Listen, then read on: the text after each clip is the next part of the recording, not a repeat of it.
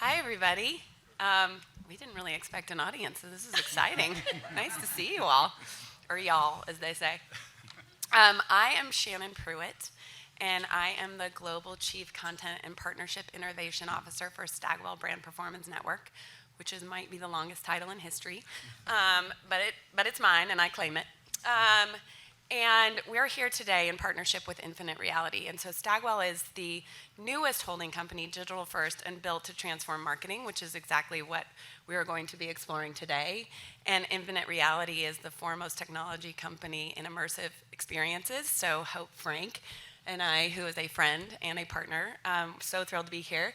I'm going to let the panelists introduce themselves, but I will quickly just say a nod to this is both a thought leadership exercise, but also a practitioner exercise. Like Hope, Grady, and Gerald, who, in that order, they have the experience as well as the ability to kind of translate that experience into knowledge, tactical information, things we can take away. So I'm so thrilled to be here today with you all. And in the spirit of that, because the moderator should never talk too much, I'm going to let Hope introduce herself first, and then we'll kind of go down the row, and then we'll get into it. Hi, so I'm Hope Frank, and I'm a futurist and Global Chief Marketing Officer for Infinite Reality. And it's probably an embarrassment of riches that I have this role, because our company has just inked a multi-year global partnership with Warner Brothers Discovery Sports. And so we have the honor to take fandom to a level unimagined. Before that, I'm going to tell you how we started, because you probably don't know our brand. You know, we're somewhat new, and you're thinking, you know, who are Infinite Reality? So here's our story. During the pandemic, many of you may know an incredible festival called Burning Man, and for the first time in 36 years, the community could not gather. And so there was a call to the community to say, what are we going to do? You know, this is like a special ritual for our community. And our founders of Infinite Reality reached out to the CEO and said, we have built an experience for you to consider. And within a minute, the CEO reached out to us and said, whatever it takes, we want you to build this immersive experience 24/7, 7 days, to showcase artists, to create the belonging that is so required, and more importantly, to allow us to gather. So that's how we started. And then fast forward 2 years, we are the exclusive, official metaverse partner for Warner Brothers Discovery. Gentlemen, cue video.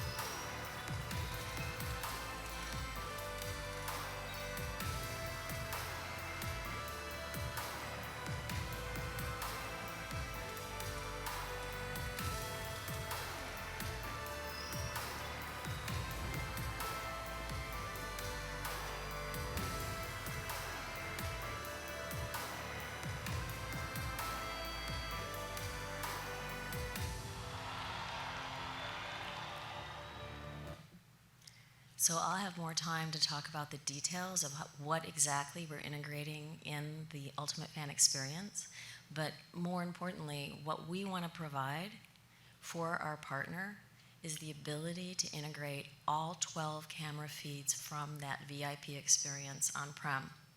As you can imagine, when you're watching linear television, somebody is selecting or curating your experience. But what the metaverse allows is that you get to be your own director. If you're in love with an athlete and you want to be behind the scenes, see them warm up, talk to their coach before they take off, just imagine you're watching the Olympics and you get to follow that athlete through their warm-up, through the after, through how they're feeling. You get to actually have much more than a quintessential VIP experience. You actually get to be your own director and curate your own fandom. And with that, I'll move on to you. Thanks, Hope. Before I introduce myself, I have a story. So my mother became a burner at the age of 75, first-time burner. And I think that the immersive experience and digital experience that Infinite Reality created helped get her through the pandemic, because I can recall the phone call when she was so disappointed, as everyone was, that things were being canceled that year. But that was that's her community. So anyway, I thank you and the rest of the team on behalf of my mom. Hi everyone, my name is Grady Miller. I'm the Chief Marketing Officer of NRG. We are an insights and strategy consulting firm that lives at the intersection of tech, culture, and entertainment. My background is very much in the entertainment and technology sphere. I've worked at Sony and Apple, and now very excited about my role at NRG.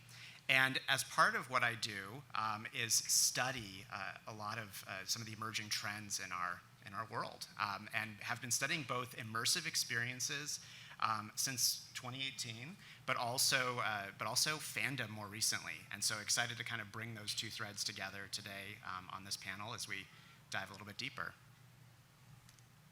Thank you. So I'm happy to be the local Austin guy on the panel. So Gerald Youngblood, I'm the Chief Marketing Officer for Lenovo North America. Lenovo is a global technology company with products ranging from Motorola phones to PCs to virtual reality headsets and the data center. So a lot of different touch points to remove friction from the fan experience. I'm also the co-founder of Tanky, which is a kids media company focused on safe gaming content. So I will move from adulting to being my inner 11-year-old pretty fluidly during this panel, but I think there's a lot for us to learn from the next generation of fans, and the lack of hang-ups that they have in moving from the physical world to the digital world and back, which I think really did help them deal with the pandemic. And there's, again, a lot for us to learn. And from a Lenovo standpoint, a lot to enable and really bring the experience to more people, regardless of what their on-ramp is to the metaverse, or their on-ramp is to being a fan of any sport, music, any kind of franchise out there. So excited to have this conversation. It is exciting, right? We're really here to talk about what is the ultimate fan experience, right? And what does that look like in a world that is changing? And if you have children, anyone in the room, you will experience this probably on a daily basis as they go into these immersive environments and explore and communicate and have social experiences and buy stuff with your money that you don't understand the currency. And you're like, wait, how's this gonna work later? But there's so much excitement and enthusiasm. And I know this wasn't on the schedule, but it's a little bit of, I would like for you all to turn to one another and name the last thing you got excited about as a fan. And then I want two people to share. Okay, ready? Go. You have like 10 seconds. You didn't know this was going to be an immersive experience, did you?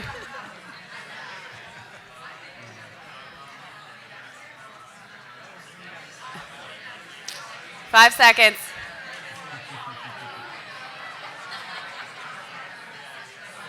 Okay, stop. Okay, you all like each other now. It's great, because that's the whole point of this whole thing, right? Community. Okay, who wants to raise their hand and tell us who wants to raise their hand and say what you said to the person? Okay. I said this. Awesome. I like you already. Great We're answer. new best friends. Great answer. Okay, who else? Oh, go ahead. I was going to say The Last of Us. The Last of Us. Okay, Wow. awesome. And you can go. The F1 season just started. Woo! Oh, I like that. That was a good tee-up right there. That's a good one. So, interesting, right? Like, what if I would have just asked you to say, hey, what was, the last thing you bought at the store? Right? Like, the enthusiasm and the moment that you all had in this, like, ignition of excitement and emotional response is what we're here to talk about. So, I think, actually, Hope, I would like you to talk about the Warner Brothers Discovery deal, but maybe before we do that, let's go to Grady, because Grady NRG launched around Super Bowl some research around fandom, and you revealed a bunch of insights there, right? And that was really focused on sport. But today, Grady, we're all very lucky that Grady's going to reveal some research and insights about immersive experiences. But maybe we unpack the psychology of fandom first. So, Grady, can you tell us a little bit more about the work NRG has done? Yeah, absolutely. So, as I mentioned, we've been studying immersive experiences for some time. Began in 2018 by really looking specifically at Fortnite, which was having its moment then, and how interesting it was as an immersive experience that was combining the best of social media, the best of entertainment, and the best of gaming and that competition into an experience that sort of was community-driven, and allowed people to be their authentic selves and feel like they weren't as alone in the world. So it's kind of like surpassing all of those by bringing all three of those things together. And what that has taught us is how important community is to the fan experience. And so that's something I think we can dive into a little bit deeper. But the other thing is about making memories. We heard in the previous panel, for those of you who are here, about that emotional response and wanting to, how that really sort of cements a memory in your mind. Stories and memories really help solidify fandom as well. So one of the things that we unpacked in this latest piece of research that you were referencing that was really diving into specific fandom around the immersive experiences were these top 5 motivators for immersive experiences. They were to have fun, makes sense, discover new things, connect with friends and family, make memories, and learn something new. So I think all of that you can really see coming to life in an immersive experience, but especially that sort of making a memory is something that I think we really see as a big part of sort of the spark of fandom. And we could talk a little bit more about what sustains fandom beyond that, but I think that's really something that we see immersive experiences being really powerful in jump-starting fandom. It's so interesting. So Gerald, Lenovo, right? Really kind of capturing and co-opting fandom and a way to create a connection to consumers, to the IP and the partners, the partnerships you're creating. Can you tell us a little bit more about how Lenovo thinks about that? And as Reagan mentioned, the F1 season did just start, and they are a big partner of yours, which is a great way in to think about fandom. Yeah, thank you. So I'll start with where our company is coming from, because I think how you approach your place in the world of fandom is really, really important. And at Lenovo, we're really focused on smarter technology for all. And I think the for all piece is really critical, because access can be a barrier to fans being able to immerse themselves. So when we think about how people connect with the things that they love and the things that they care about, that's got to span from a phone or a website all the way to virtual reality headsets and other ways that you can embrace what you care about. And so I'm really fortunate as a tech nerd myself to be able to see all those different touch points and then bring that together in partnerships like you mentioned. So we're a global technology partner for Formula One. And what's interesting about that partnership is it's extremely popular. The sport has so many elements. I think here in the U.S. with the Netflix series, there's been a deeper level of emotional connection, or not, to many of the teams and many of the drivers. But when you get to see it from our perspective, every single race takes place in a different place, in a different community. The tracks are different. There are road races, there are track races, and it's also a celebration of the culture of the area where the race is taking place. And I was really fortunate to work with our team to develop an experience here in Austin and to showcase things like live music. So, having live music feature so prominently, having the food and the tastes of Austin, Texas, and having 440,000 people physically experience the race on the track was one thing, but how do you get that to hundreds of millions of fans globally and still carry through the threads that make this track and this race special? And being able to do that 20 times a year and behind the scenes pick up and move basically a data center to all these different continents and all these different places, and still have the fan be able to sit in the car with their favorite driver and see all the stats and the experience and the in-car,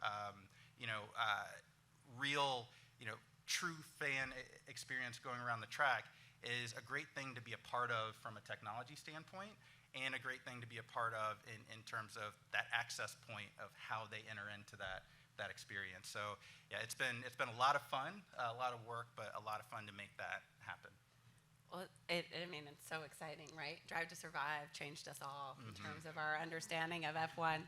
And I think it's interesting, right? Because you're talking about how you bring that together and how you create the access, and then Hope, right? You have this big deal with Warner Discovery across sports and entertainment, and as we, everyone turned to each other and got so excited, right? And I'm sure, and I went to the Dungeons and Dragons premiere last night, and all I could think about was like, what if this was an immersive experience, right? And immersive being anything from AR to VR to I'm wearing, glasses that have sound, right? Like there's a whole world to experience, but obviously as Infinite Reality, you have a special point of view on how you're thinking about, and that video was just, obviously barely scratching any sort of surface.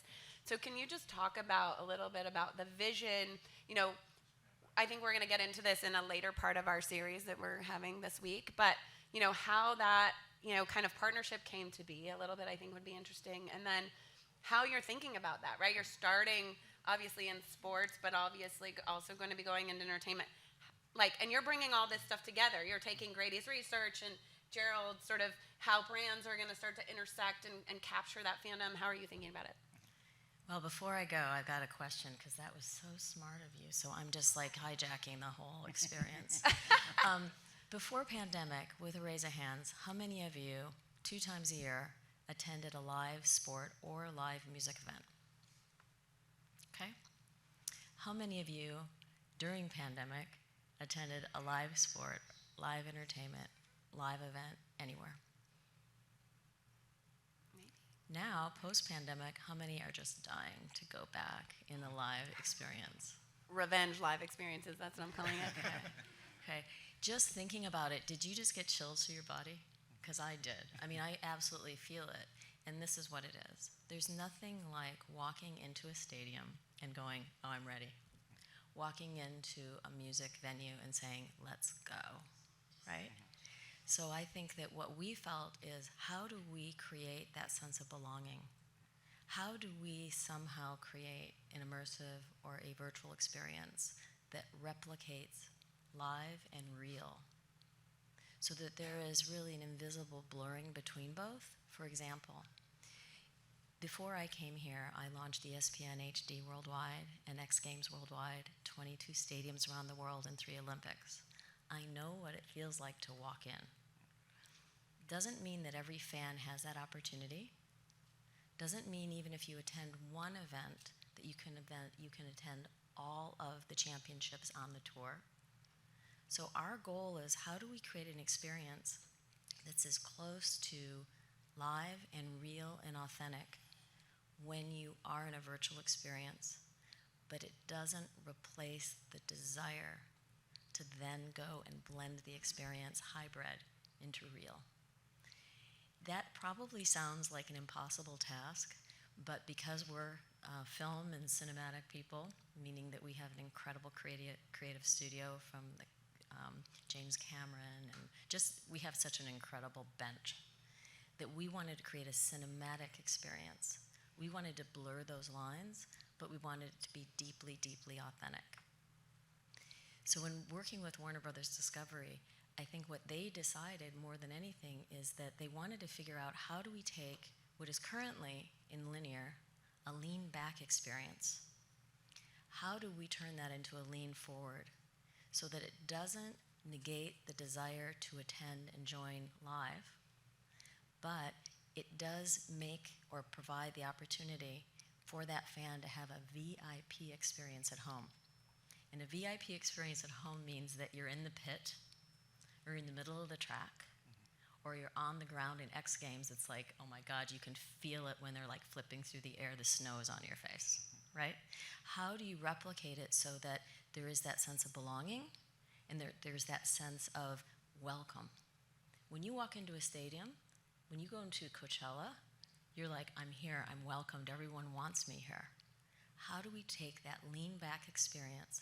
How do we speak to our audiences and ask them, through the experience that we present creatively, to lean forward, to engage, to be part of us, and to belong? I love that. And actually, I think, Grady, it prompts, so I hope you mentioned something, right, that's, we know as, people that study sort of immersive experiences, this notion of like being able to write your own story, right, and creative and self-expression, and the importance of that in what we used to call the metaverse, but no one says that anymore.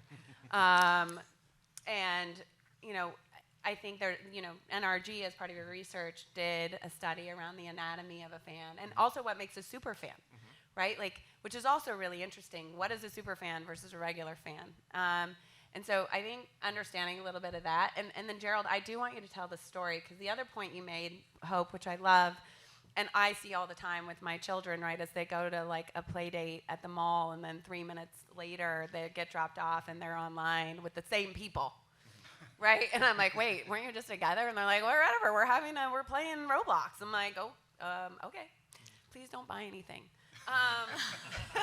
You can see I have a real issue with the currency issue. Yeah, I'm really working through stuff as a parent, guys. But if you could talk a little bit about that, and then I think you should tell, like, I love the story about your son and his birthday.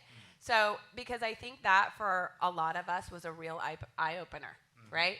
So if you can talk about kind of that, the fan experience, super fan, and then this notion of like the synchronous world, right, that these fans are now going to be able to live and breathe in and participate in. I would love to hear more about that. Yeah, absolutely. So, what Hope was mentioning in that question really makes me think about is one of the key pillars that we've uncovered to sustaining fandom. So we talked about what sparked fandom being community, being this building of memories together.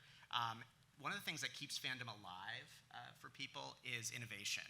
And it doesn't necessarily mean new technologies in the ways that we think of Silicon Valley innovation, but it can. And so it's really about these new ideas, fresh ways of experiencing the things that you love. And I think that means staying relevant and current, whether it's in person or in the virtual world, and kind of blending those two things is part of being current and being tapped into the way people are experiencing the world today.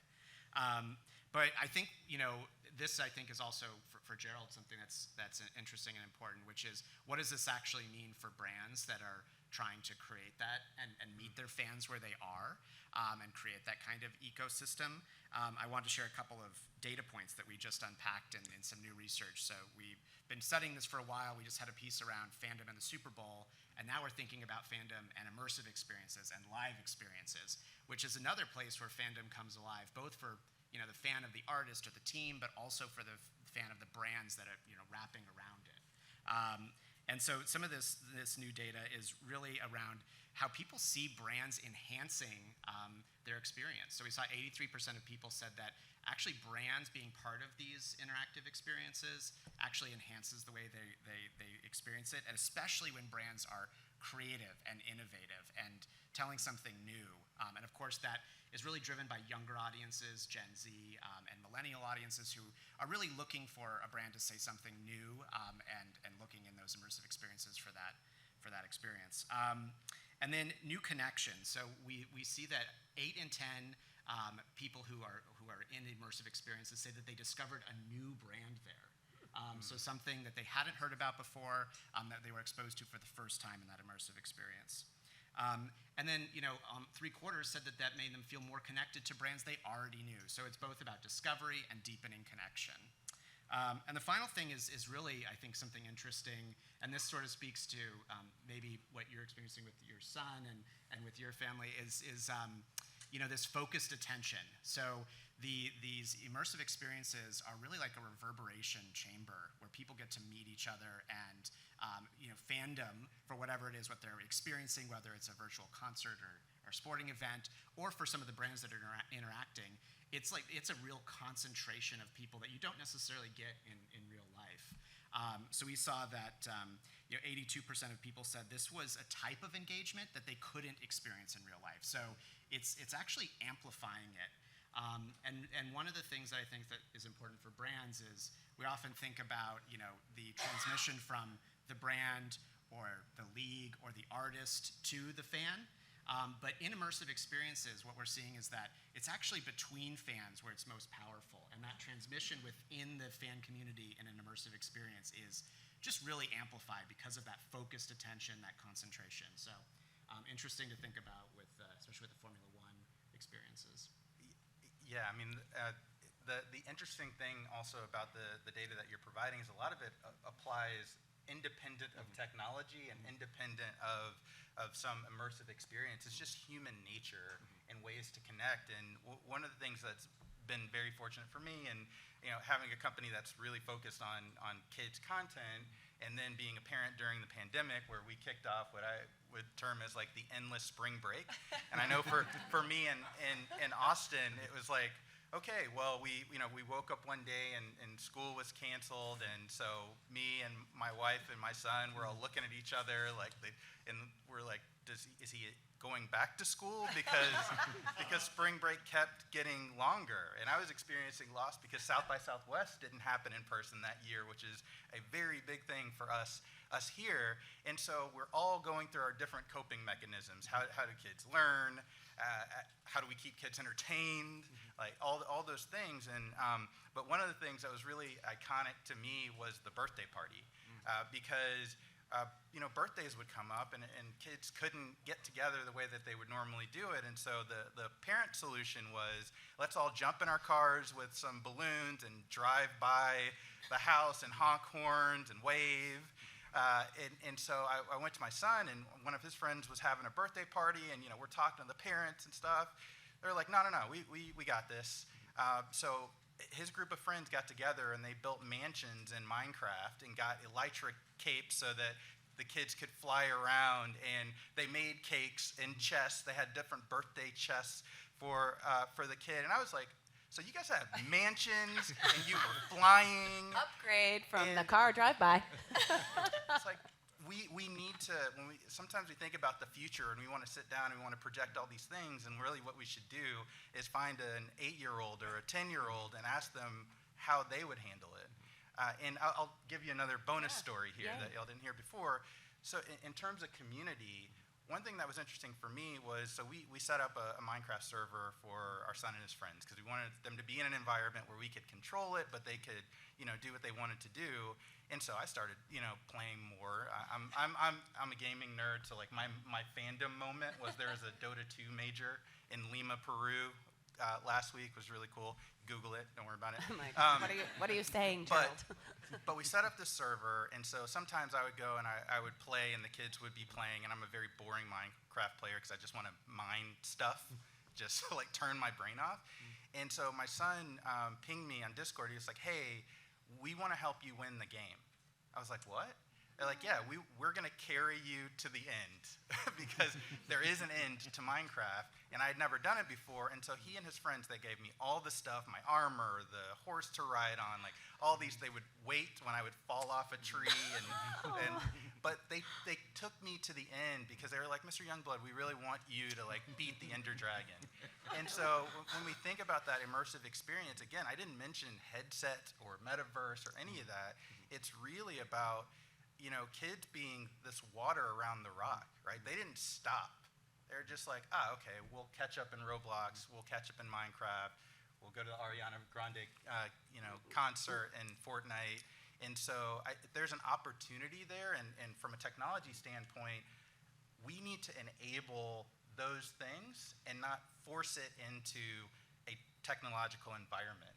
And so I think there's a huge opportunity for brands to actually just sit back and look at how they can add value. For us, there's a lot of things that happen behind the scenes, right? Like Minecraft has a ton of servers. Roblox has a ton of servers.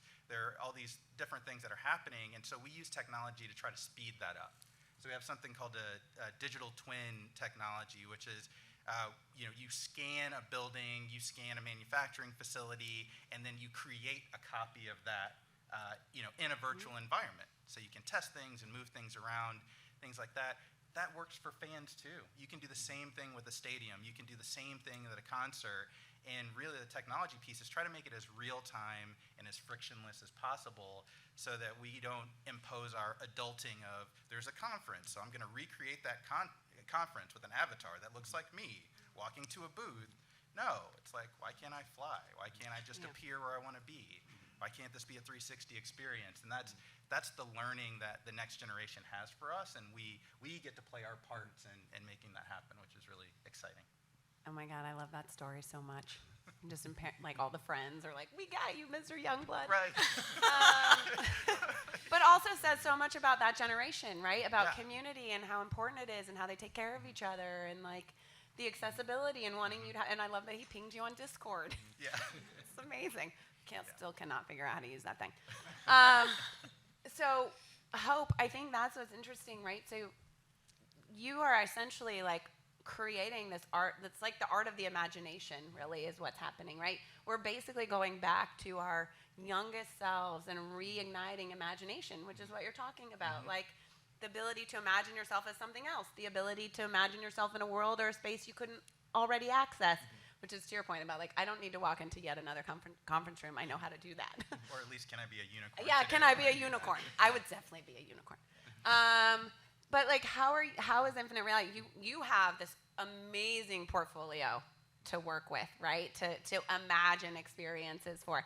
How do you actually go about imagining those experiences? I think I'm super curious, like, as each piece of IP is so different. Like when they come into your world and you're starting to think about these worlds and spaces, that kind of go on forever, what does that look like, and how do you do that? Well, it's a really interesting question because one is like a Warner Brothers experience, and you think sports, entertainment. There are so many brands within Warner Brothers Discovery. It is mind-boggling. But let's step back for a moment and think about some other areas. Let's think about education, for example. Like, do we really want it to be a syllabus-driven linear experience for next generation? I mean, I feel I'm at a point in my career where it's my responsibility to do better. This is Web 3, it's not Web 2. Let's not make the same mistakes. Let's not take old paradigms and apply them to the future. I feel really a responsibility to make the world a better place, to make the planet a better place, and to make sure that our children are not lonely. They just don't feel alone and unheard or unseen. So I'm going to give you an example, and it's not that I'm trying to serpentine away from the question, but I think this is a good one. In addition to my role at Infinite Reality, I also have a film on Netflix called Brave Blue World. And the reason that came about is in my personal life, I'm deeply committed to ocean and water and saving planet, and have been that way since maybe age 5. Right? So I felt like I really wanted to do my part during COVID and do whatever I could possibly do in 2020 to create hope and optimism for this generation of children who really are a little bit lost and a little bit lonely. And the curiosity, even though that was something that was a personal project, and Reed Hastings said, let's do it, and created Octopus Teacher and Brave Blue World, and there's a number of films that you probably have seen that are on Netflix. It's like a curated pod of hope and optimism that there are solutions for the planet, and you as children are going to be okay. It's not fear, uncertainty, and doubt. It's that the world is possible, and you, my friend, you are the generation that's going to solve some of these big problems. Okay? So why am I putting it under this tapestry, or kind of with this golden thread? And the reason is, I think as you enter a project, that you're not leading with just what we can do from a technology standpoint, what's possible from a feature set, or what's possible because it would be so beautiful and cool. But let's solve a real problem. And in education, a real problem is, how do we make saving the planet doable for a generation of children that are basically saddled with this quandary? How do we make it delicious? How do we make STEM education something that would be really cool? And I think we have to serve up education in a way where it's interesting and fascinating, and we have a whole generation of young individuals who are a little bit more virtual learners to say, that is so incredible, I want to be a scientist. I want to do the hard work. I want to get a STEM education. I want to be a biologist. I want to save the planet. So I think you come from solving a real world problem. And sure, I mean, the quality of work, I think, is, I love to show rather than tell. You know, I love it to be something that really moves you. But I think it is important to say, what is the problem we're solving? And this is what we think. We are committed to an open metaverse where the creator economy has an opportunity to not just participate, but to thrive. We also believe that what's so important in this new world is that it isn't a lean back, it's a lean forward, and it's an engagement. And that what we're really providing in these immersive experiences is something more that you could possibly imagine, and it fosters you to know, learn, and explore more. I think that's really the difference, even though it's easy for us because of our creative bench to just create something massively attractive. I feel that if you go back to Web 2.0 and you apply what was that cool, shiny thing, within a year or two it was old. But those who really thought more deeply and had a sense of responsibility to just do good in the world, to make a difference in the world, I think those are evergreen projects. And so that's how we approach both film, sports, entertainment, education, and actually it's digital twinning. So what we're doing around the world is like, you want to be very thoughtful if you're creating a digital twin of your location, your museum, your world, your country, right? It isn't a quick turn. It's like, if you're creating a digital twin, what is the problem you're solving? And I think it's access for all. I mean, I think, Gerald, right? I think you talk about how Lenovo creates accessibility. And I think, you know, it's interesting, right? When I consult with brands around immersive experiences, I talk about what value are you creating? What is the utility you're providing? How are you facilitating community, right? And Lenovo's, you're both B2B and B2C, right? You're doing both. You're heavy lifting on both sides. How do you think about, because I think there's also a notion of inclusivity, right? The ability to kind of experience and feel included, and so you don't feel alone. You know, I think those sort of things wrap up, and the way that brands come to the table to help be catalyst for that. Can you talk a little bit about that from Lenovo's perspective? Yeah, absolutely, and it's something that, you know, I'm personally really passionate about, because some of the way that some environments have been created to date were not built with inclusivity in mind. They were built with, you know, how fast can it go? How do I monetize? All those things, and a lot of people get left out of those environments. And we have an opportunity, as we're building for our future, to think about diversity and inclusion and equity as a core component of what we're building. One of the things I'm really proud of at Lenovo is that we have a product diversity office. And so we work with people with differences to make sure that when we're designing products, we think about that first. And it could be neurodiversity, it could be physical difficulties and challenges that people have in interacting with technology. But that smarter technology for all mission really resonates with me, because I've been on the opposite end of being excluded, right? It's like being in a photo and being invisible because of your skin color, or having a conference call and people with hair like mine, more hair than me, but hair like mine, like not showing up correctly on a call. Those are all those little micro barriers that keep people from being able to be immersed. And so we have a responsibility to think about that. And that's the nice thing about being part of a global company, is that we're constantly challenging our own assumptions about what inclusive means, and then being able to be part of that creation process to start with that in mind. Yeah. And even from a marketing perspective, every single one of our major campaigns has a diversity, equity, and inclusion element to it, not because it's statistically something that we need to do, but we need to be there for communities that we as employees live, work, and play in, which means that there are a lot of different shades of that, and there are a lot of different languages, and there are a lot of different experiences, and we need to think about that from the outset. And we have the opportunity to do that with Web3 in ways that didn't happen in previous eras. Yeah. I love that so much. I have a daughter who is significantly disabled, and she has 2 siblings. And what immersive experiences have created for her, she doesn't talk, but she loves Moana and she loves Frozen. And she's 13, but she's basically like having an 18-month-old. And so, but in the way that my other children can participate with her in these environments, and she has access to them, is this really unique and kind of magical moment.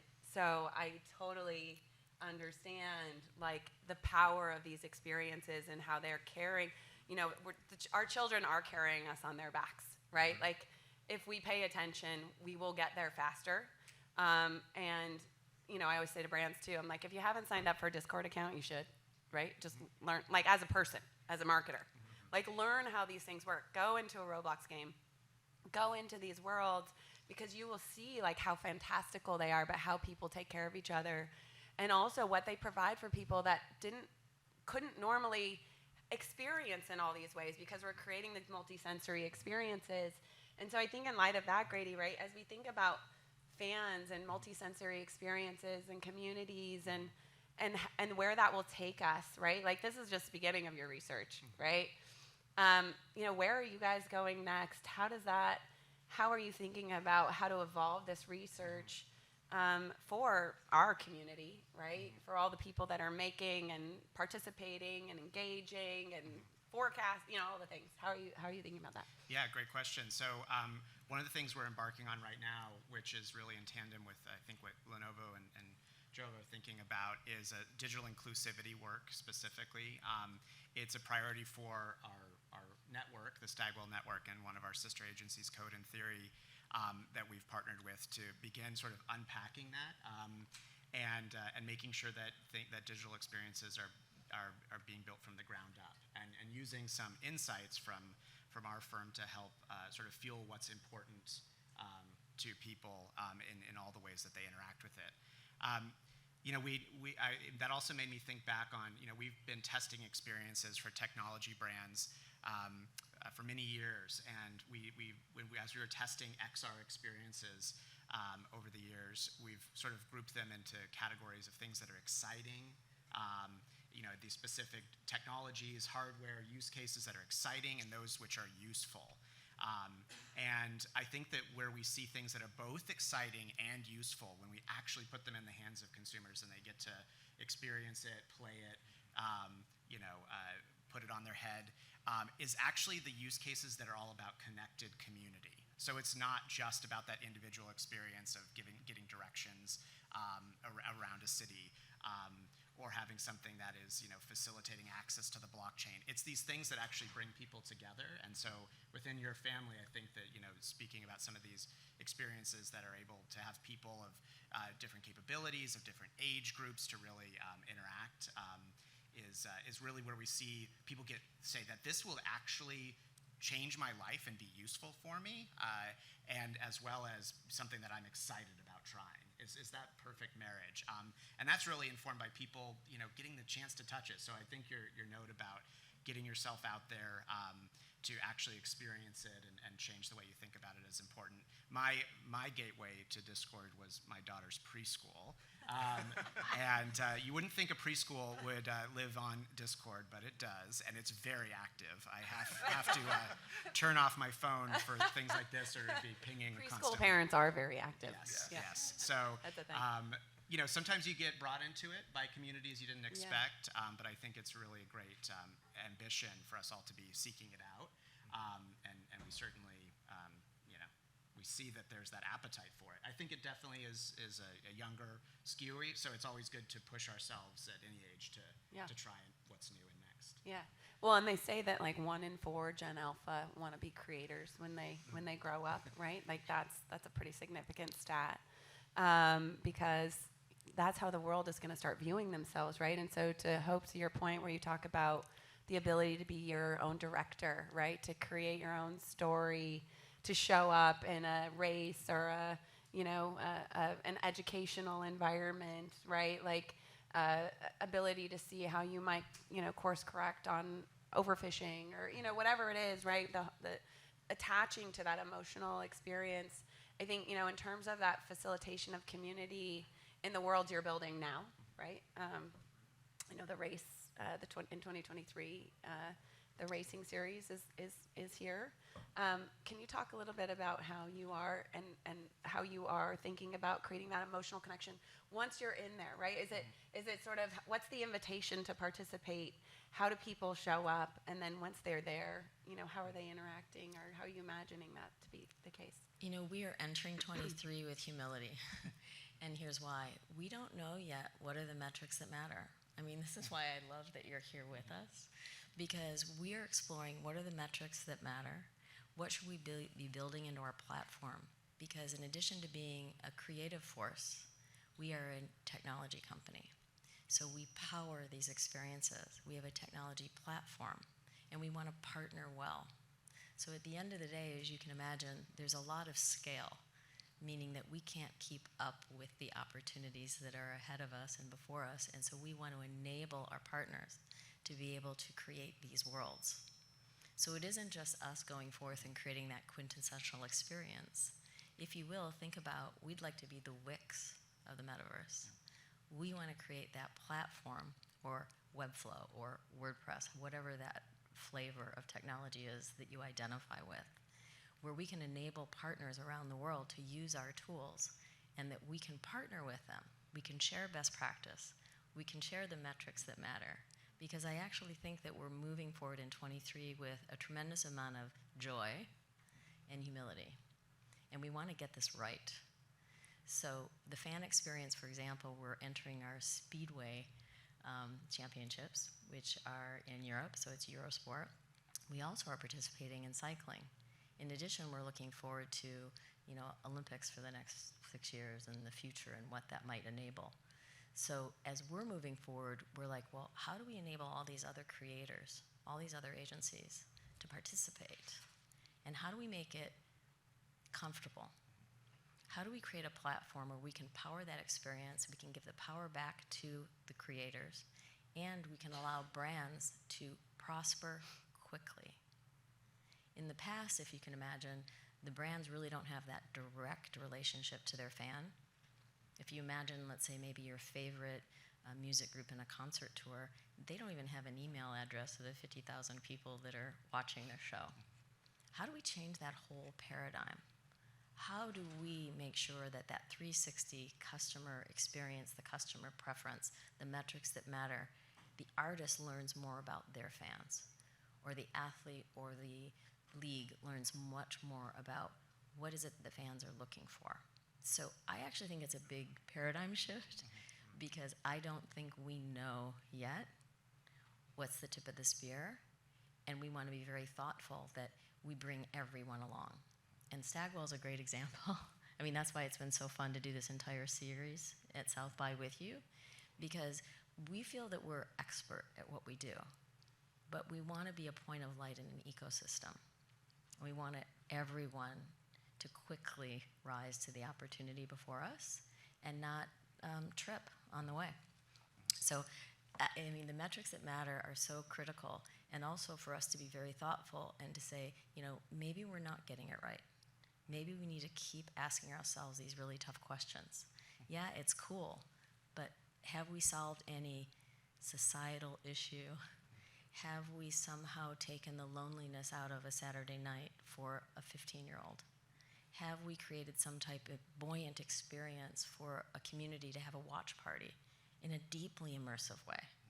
And have we been able to bring maybe a group of girls down Main Street to explore new music?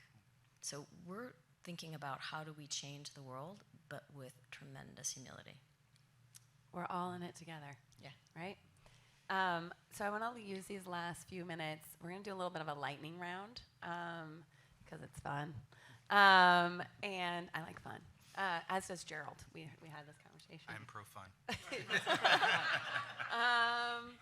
So I think, and Hope, that was beautiful, right? That's sort of the ethos of why we're all here today, right? Is to not solve the problem, right? It's not, or have the lightning bolt answer. It's how do we start to continue to discover and ask the right questions, because this is a journey, right? And I think if anything, the last few years have taught us we have to band together if we're going to solve the challenges and take, also take advantage of the opportunities that are in front of us. Okay, so lightning round is, I was just in a session with Charlie Fink recently, who's a futurist, and he said, one of his notes is that, as marketers or as people, we underestimate the short term and overestimate the short term and underestimate the long term, which I thought was really interesting. And then one of his second points is that people are the killer app. So if people are the killer app, right, and again, the generations coming after us have very high expectations of what their experiences will look like, even if they're lo-fi, right? That's the interesting part about them.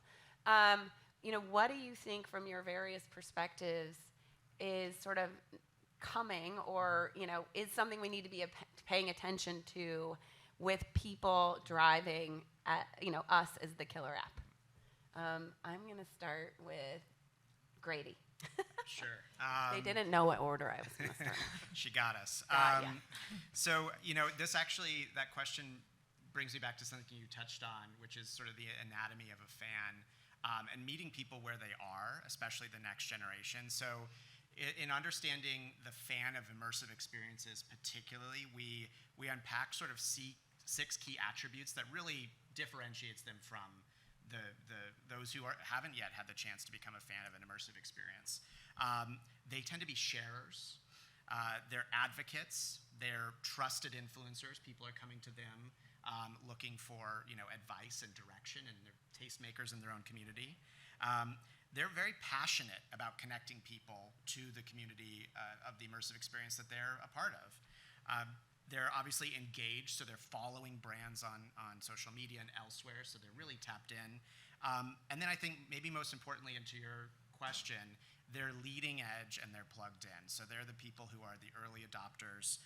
They like to be in the know, and they are sort of the tip of the spear. So I think that we don't know where this is headed, and we're doing a lot more work around the fandom space forthcoming, and specifically its intersection with a lot of these topics we've been touching on today. So I think that the idea of meeting the audience where they are is really important, and knowing that there is this optimism within the fan communities, especially around immersive experiences, because they've seen the power to lift, to lift spirits, especially in the amidst sort of this loneliness epidemic that we've touched on a little bit, but we all know is a big challenge in our culture going forward. So definitely a lot of opportunity to, for social good in this world, and I think that the audience is already there. and so just meeting them where they are is going to be really important. I love that. I'm going to go, Gerald, I'm going to go with you, and then Hope, I'm going to let you kind of round us out. Yeah, I think about this a lot. I actually had 10 minutes to think about the future this morning. So I did the daily Calm on the Calm app. Big fan. And today it was on openness and allowing yourself to say I don't know.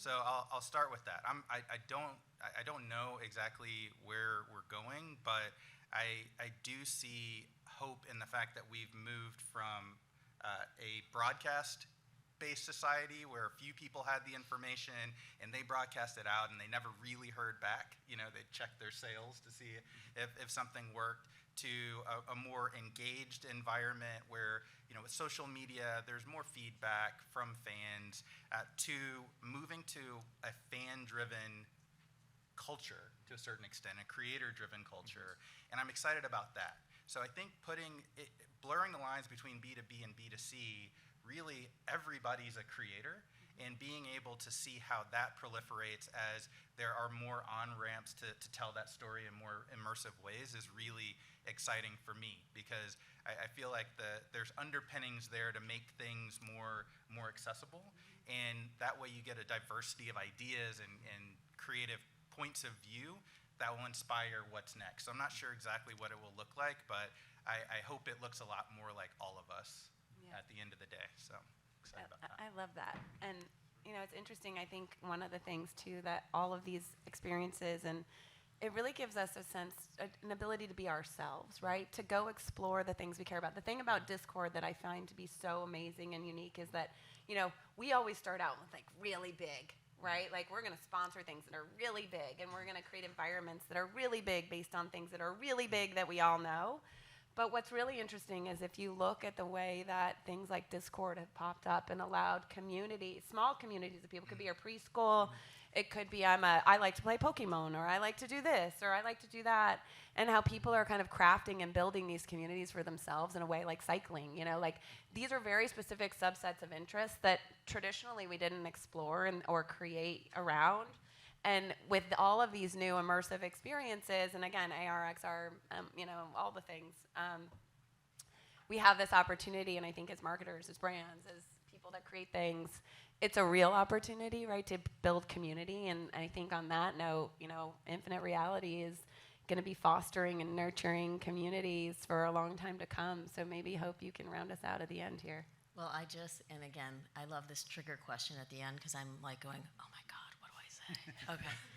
So A is anatomy for you, and for us, A is audience and AI.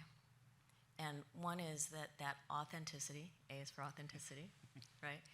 The fan will forgive you. The fan, a raving fan, is so passionate. They'll forgive you if the mic doesn't work. They'll forgive you if the artist has a sore throat. But they're not going to forgive you if you're not authentic. And so I feel like authenticity is so key. And then for us, it's AI. To be respectful, to be thoughtful, to go slow, to integrate where it makes sense, to provide that understanding and that intelligence to help brands and to help broadcasters just learn and know more so they can be closer to their fan. So I think, again, it's about responsibility. We need to go a little bit slower, I think, in this new paradigm and really focus on audience, AI, and authenticity. So with that, I want to thank you, Shannon. This is the first in our series for the week. We're a little nervous. I said, I was like, I never have butterflies. I kind of have hummingbirds. So I feel like I'm vibrating, and so forgive me, but this is like the beginning of a series that we have all week long, and thank you so much for joining us. And Shannon, you were my partner in crime all week, so thank you to Stagwell. Thank you, everyone, for coming, and thank you to all the people who helped make this happen, because it is, no easy lifts. So thanks, everybody. We appreciate your time and for showing up. Have a great day.